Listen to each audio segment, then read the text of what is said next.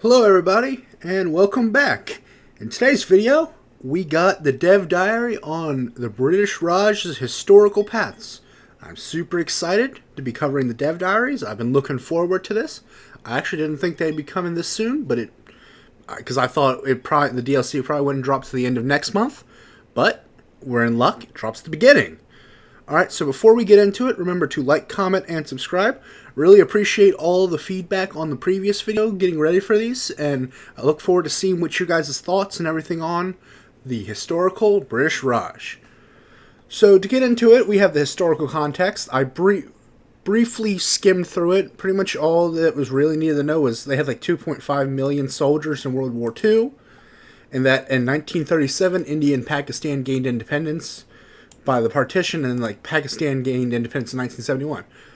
I did know that India and Pakistan gained independence pretty quickly after the war, but I was not aware it was 1947, which is in the game's time frame, because the time frame, realistically, you can play the game a lot longer, but 1948 is like when the game technically really ends. Like, there's achievements up like to get to the beginning of 1948, and while some stuff can take longer, realistically that's about as long as they intend for you to play. So they might have some in-game stuff for India and Pakistan. Well, I don't know about Pakistan, but at least in-game India can actually have some stuff with that, which is pretty cool.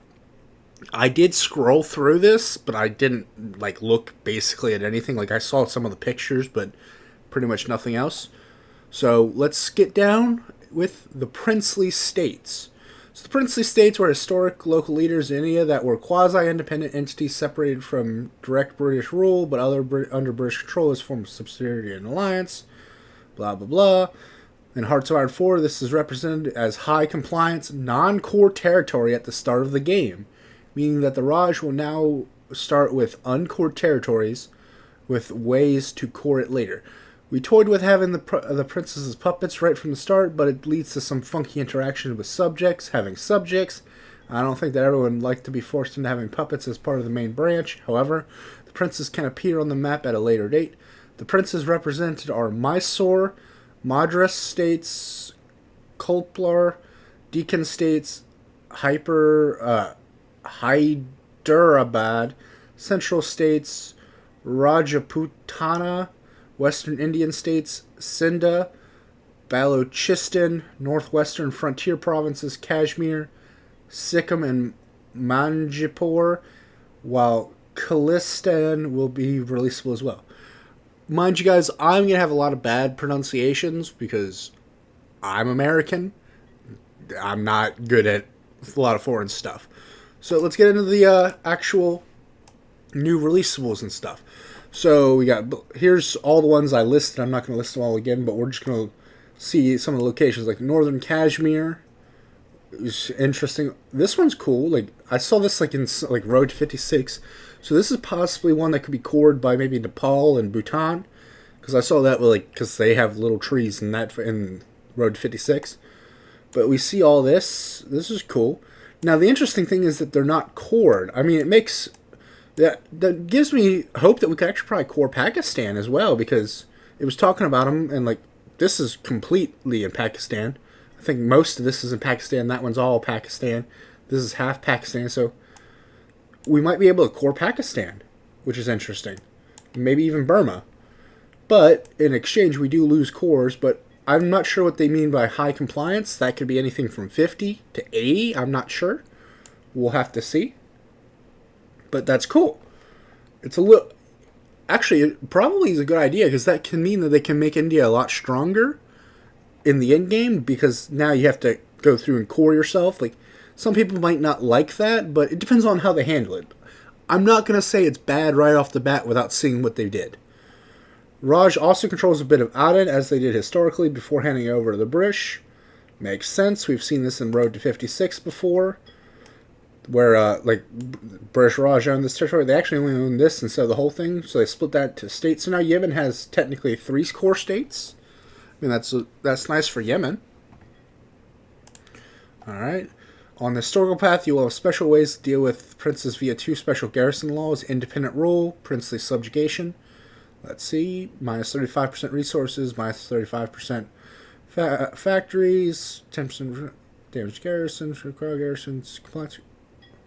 And this one's princely subjugation. So you get all the resources, all the factories, very low resistance target. Damaged garrison's a lot higher, required garrison's a lot higher, and you lose compliance. Alright, that's pretty cool. So this gets you a lot of compliance really early. It's pretty cheap. That's really nice. But if you need the resources in the factories, you flip over. Makes sense. This is pretty good. I actually quite like that. That cool little dichotomy. Alright, we move into Burma. Burma was officially transferred from Raj to British control in 1937, but effectively it began with the 1935 Burma Act, and again, this results in Burma being a colony of the UK instead of being occupied by the Raj. Oh, so Burma is its own independent colony now. Well, I mean, that's kind of a contradiction, what I just said. It's a on-map country that is a colony now. That 35 Act notwithstanding, Burma is ethnically and culturally a bit different from the rest of India, so we believe that it makes sense to have it as a separate country. It also has mechanical implications which result in a Raj player not being able to, as easily, fortify the Siamese-Japanese front, thus having both countries have to rely more on their natural defenses instead. I mean, that makes sense. I'm not bummed by that. I mean, now Burma's a sturdy nation. Hopefully they get some content then, but even if not, like, yeah, I mean, that's cool. Hopefully there's ways to integrate Burma in and stuff like that. Now, getting on to the independence branch. The independence branch is also the historical branch when you try to build an independence movement to eventually break away from Britain.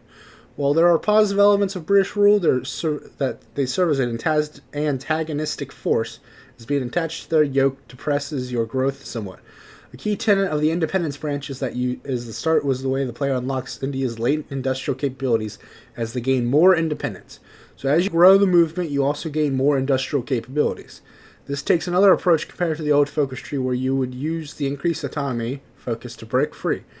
I went under the assumption that most players do not like being a subject in general since it reduces player agency, and that you would most of the time default to breaking free, come hell or high water. In this new tree, it becomes more about which order you build your independence movement and about what industrial capabilities you gain with less need for using continuous focuses. Okay, so this is kind of giving me maybe some Congo vibes where like you might want to stay with them and build up, or you can break away and it'll still be okay, fun. So let's see, let's zoom in. So onto the road of independence. Self-rule, pure and swaddling. Modify independence movement. You get a more autonomy gain, resistance, activity, chance, resistance target. Okay, so like the independence movement can make the independent, like princely states worse, like to deal with, but can also get you free. Makes sense. Princely state policies, then all these different movements, boycott British-made goods, local resistance to land taxes, tea exports, debt relief. This is a lot of industry. Makes sense. Building up your industry.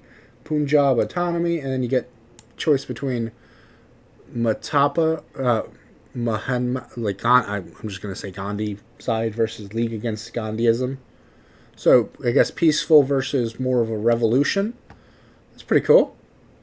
I mean, this looks good. Like this looks like, depending on how these focuses work out, looks like we can get into quick industrialization. Like these are probably research slots, or at least research bonuses. Freedom of the Press, All Indian Student Federation, export of Dautic children. Like, this looks like it can be quite powerful, at least. Alright, moving down, as you build up your independence movement, you will also gain side effects of spillover resistance. It is not easy to control in such a large group of people with different views and interests, and violence can spill over. Okay, let's see. Yep, here we go. Unlocks decision export tea to the United Kingdom. When this decision is selected, add tea exports, which grants less autonomy but more construction speed, can be expanded up to 5 times. Upon gaining independence, remove tea trade and unlocks decision exports tea to the United Kingdom, which gives you a civilian factory and gives the UK base stability. You can do it up to 5 times. Interesting. So even if you rush breaking free, you can still use this with. That's really cool, and it looks like you can do both the export. Yeah, can you do this? Removes T exports and unlocks decision. So if I'm reading this right, you can do this 5 times to get the construction bonus, like up to 5, expanding it up to 5 times. Then when you break free, you can also do this. So you can, if you rush break free, you wouldn't get advantage of this one, but you can still get this one. And if you stay, you can actually do both. That's cool. I'm for that. Here's the Congress Resurgent, which gives you more autonomy gain. We saw that one earlier. We got right here, which get this focus, the Kadi movement, 2 civs, and you get 60, basically 60 autonomy. That's cool. And then let's see, local resistance land taxes gives pretty much a lot of states a modifier, which gives you more resistance, but also civilian factories. Add government budget shortfall, which grants construction speed minus 3%, construction laws doubled.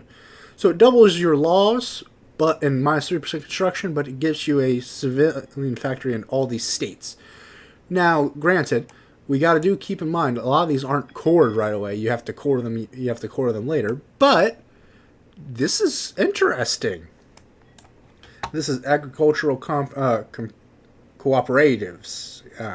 Struggling. Gain 1 level of infrastructure in every owned state with at least 4 civs. Gain 1 civilian factory for every 2 infrastructure gained by this focus. Really? That could be quite powerful to build up civs in all your state and spread out your industry to make that more effective. I like how they're doing some of this stuff where, like, it's balanced. I kind of like this. All right. Here's some more concrete examples of how focuses can add to the player's road to independence. Yep, we saw that. 2-nation theory or India united. Before becoming independent, you will have to choose between keeping India united, which means you will not have to partition India into Pakistan or Bangladesh. While initially strong, keeping a united India means you will have to appease the religious minorities, leading to a moderate long-term suspension of compliance, meaning it will be a bit harder to core states later on. Okay, that makes sense. Okay, so this is going down the bottom. This is going the Gandhi route. Okay. A Congress resurgence, so like we have another Congress, and then you get your 2-nation theory or your India united. You got the Pakistan movement, Lahore resolution, unite Bengal, Eastern Pakistan, partition preparation, hegemony of the subcontinent, Indian Independence Act, Cripps mission, second European secession. All right, here we go. We got power sharing agreements, 35-day focus. Actually, let's go back. Let's see what these were. These were, well, there was 135, but a lot of these are 70 days, but they're all pretty decent. And this was a 35-day. Okay. So, power sharing agreements. Minus 10% political power, minus 10 war support, minus compliance growth speed. We get daily democracy. Oh, that's a long time. Mysore. Oh, that hurts. I see. So, keeping Pakistan is going to be hard. It's going to be a tough one. Okay. I'm kind of not... yeah. It's not like negative compliance where like you're losing compliance. It's just the amount you get goes down by 20% and you lose your 50% base. So like, it could be worse, maybe? I don't know. It's pretty bad. We'll have to see. The 2-nation theory, which was the historical outcome, leads to a partition of the Raj into India and Pakistan. Some princely states will also rise up and become independent. Alright, let's see what we got. We got Republic of Pakistan. Can't really read that one all that well. And then Kashmir. Vie for princely states. Prerequisite. Pressure left to play against princely states is more than 0. Currently 6. Effects when selected. Kashmir adds 1 pressure to Kashmir. Pressuring them to join us reduces our available capability to pressure states by 1. Currently 6 of 6. Current pressure towards state. Our pressure against Kashmir is 0. Pakistan pressure against Kashmir unknown. Active for 15 days.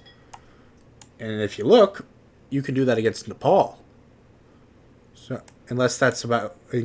We can kind of see like a little corner of Bangladesh. So it might be about Bangladesh, but it looks like it's over in Nepal. So I'm assuming it's Nepal, but we can see like the Pakistani ones over Kashmir, so it might be just a little buffered off, but that's intriguing that it might be able to be used against Nepal.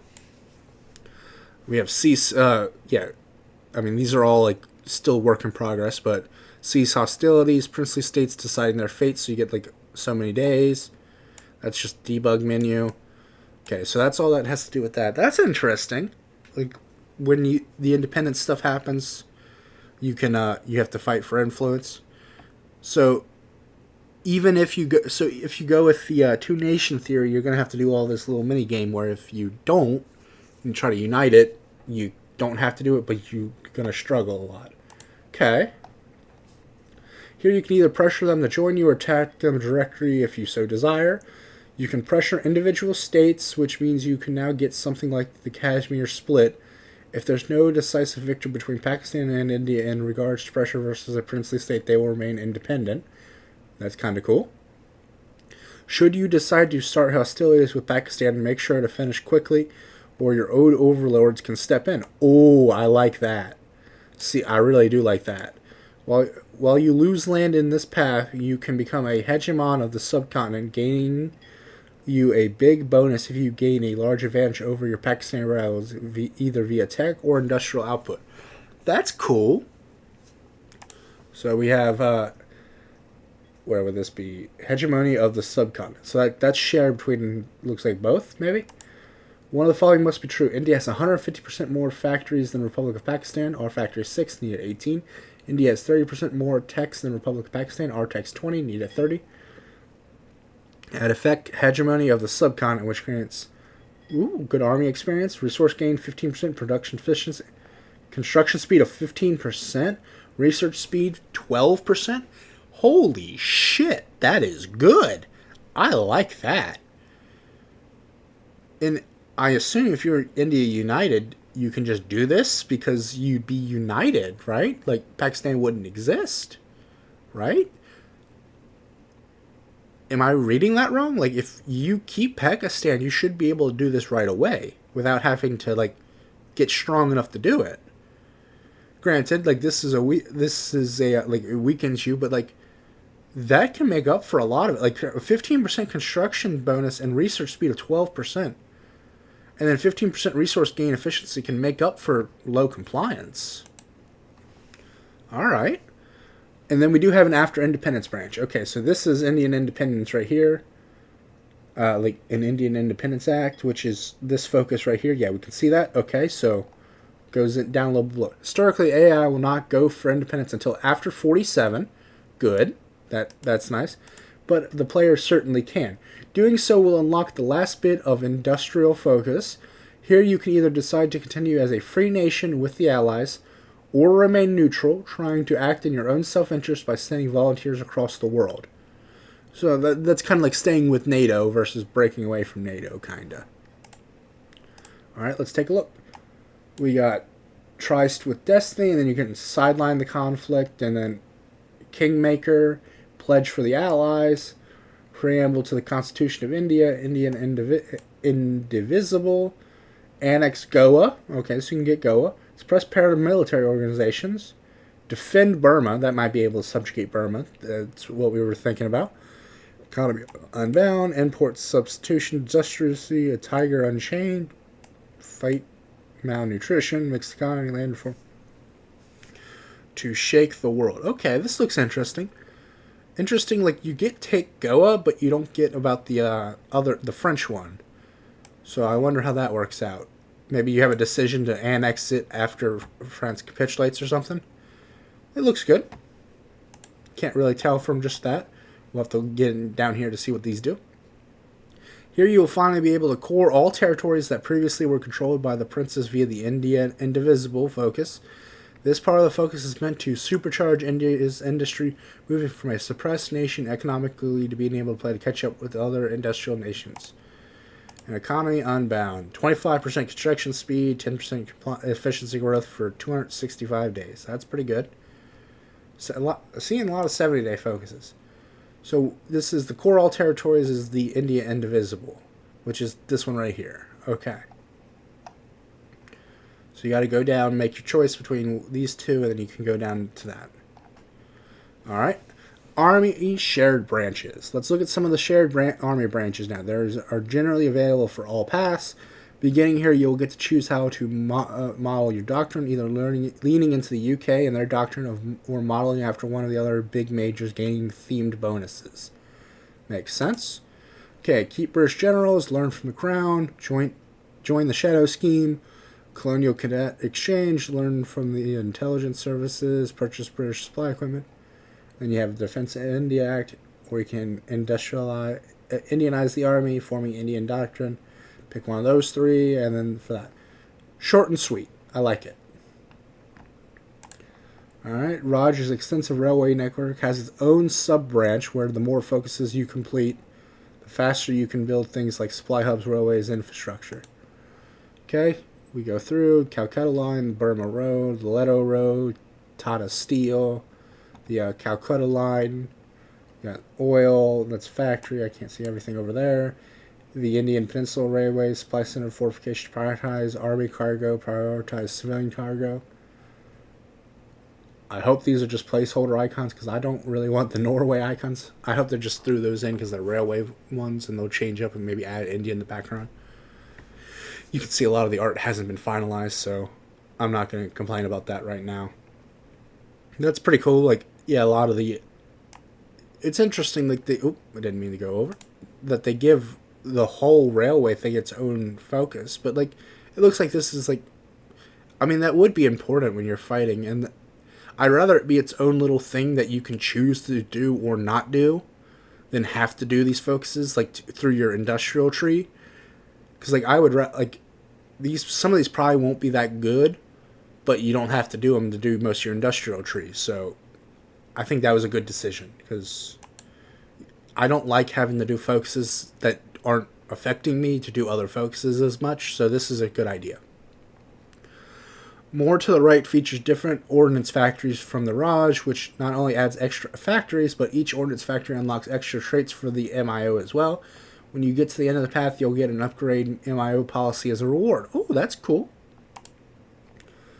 Let's see, the guns and shell factory. One size, unlocks trait gun shell factory, production efficiency kept 5%, and then MIO research bonus 2%, and a mill factory for 35 days. That's a really good one.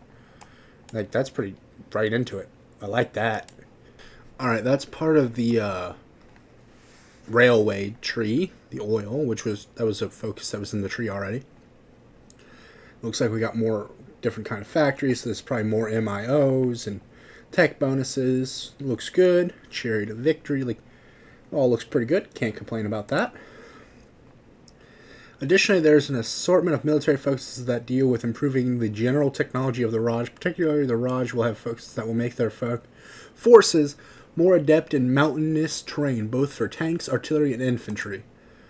Royal Indian, like, we had some of this, like, I know like there's mountain guns before, but Royal Indian Artillery, mountain guns, yeah, mountain guns was the one. We got some tanks, tank research, good, reestablish some rifle stuff, some rations. Yeah, Go Turks and Lions of the Great War were already in the tree before. Burma Rifles, Women Auxiliary Corps, like, we'll have to see what kind of resources, like research buffs and all that they give, but looks pretty good. I like that they're not so deep. They're more spread out, like horizontal, so you don't have to go so deep. Like, you don't have to do a billion focuses to get anything worthwhile. I do like that. We can see at the top they have this is some kind of unique little filtering tab, so we'll have to see what those are. Going on, the agrarian society is still here, same as before, with some additional malices. There are a few ways to deal with it now. Agrarian society, 72% mobilization speed, recruitable factor 72%, conscription law cost of 216%, and we saw the one doubles it. Oh no! Oh, we are not conscripting anyone, and we are not getting our people to mobilize very quickly. Ooh. When you first complete local recruitment offices, the malice will start to gradually ebb away. This can be shortened by eventually by completing additional focuses. Local recruitment offices, 35 days. Every 12th month will reduce the penalty by 3% and the mobilization factor by 9%. That's every year? 3%. That's nice. No national focus period. One of the following must be true. Original country is India, Bangladesh, Pakistan. Oh, see, that's interesting right there. We see do you keep the tree as Bangladesh and Pakistan? I don't know if that means that, but it looks like you'll at least keep some of the stuff as Bangladesh or Pakistan, because, like, this is obviously not a generic focus. So why would Bangladesh or Pakistan be able to do it? But that means that they probably keep agrarian society if they break for. This is interesting. I wasn't expecting that. If you're in a hurry, though, you can complete additional focuses to instantly reduce the negative effects. Recruitment loyalty, 9%, 9%, 27%. You need war sport, but that's regimental. Oh, that's regiment loyalty. And you got Spitfire, so that would be right. That would be probably this focus right here. Okay, so like you can rush it down and get it better, or you can let it tick down. Okay, I'm cool with that. I was about to say like 3% for every 12 months kind of sucks, but it's fine. In the end, you can unlock a decision to fully remove agrarian society against a large cost of political power. One of the following: you need 69% stability, 79% more than 79% war support. Will modify agrarian society by a bit. 350, damn. I mean, I guess, I mean, this will probably be what you're left with. So, like, who cares? I mean, this is like 1938 political power sink, I guess. The Bengal famine, brown spot disease outbreak in Bengal. Minus 1% stability. Okay, it's not really that big a deal. The Bengal famine was a devastating event where food became unavailable for a large majority of people due to several extreme external shocks to a fragile food system. This now happens under certain conditions when Burma loses a state and is in a faction with the Raj, when the Raj loses a state that it controls a game start, or after a certain date in history. It will start in a certain state after a series of escalating events. They are now both a state modifier and a country modifier. The country modifier scales how bad it is depending on how many state modifiers there are. For example, in this scenario, the famine started in Bengal and has spread out of control to 3 adjacent states. So we get the little state modifier, which I liked, that they redid that system to make it easy to see what states are being affected how. Minus 50% division speed, defense on core, resistance, and compliance growth speed. Okay, so it pretty much just nukes how well that state is. And then state of the famine. Oh boy. Minus 35%. Let's see, this is, depending on how many, for example, this scenario, the famine that state in Bengal was spread out of control to 3 adjacent states. So that's 4 states. Gets you this bad. Oh boy. As a result, I have deployed several emergency measures to try and prevent the spread, such as asking for international aid, shutting down black markets, and deploying emergency healthcare. I should have also prepared better. Some focuses of the tree will also reduce the risk of famine spreading. Quarantine, this gives manpower cost for each battalion, duration for 10 days, blah, blah. Gives you some attrition, all that. Unlocks deploy emergency healthcare, which when the decision moves, transfer prevention measures stopping when the spread of famine 10% will active. Alright, this is interesting.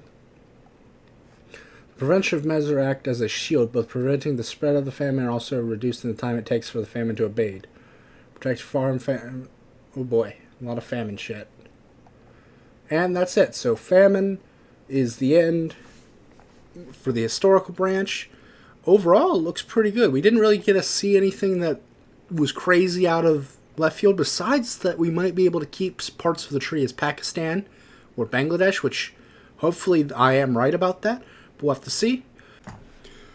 Alright, and with that, we conclude the first developer diary for Graveyard of Empires. I'm really happy. I'm really excited. A lot of this stuff looks interesting. We'll have to see a bit more of it, what it shapes up with the alt history that comes up in a couple days. Does it show right here? No, it doesn't show the timeline, but I believe that's on in a couple days. We'll have that. But this will be about the wrap-up point. Let me know if you want to see the comments. I did do a section on looking through the developer replies, but it almost doubled the length of this video, and I don't think it really was all that informative. It had some good stuff and some portraits. So let me know if you want me to upload that portion as a secondary video. But thank you for watching, and I'll see you guys in a couple days.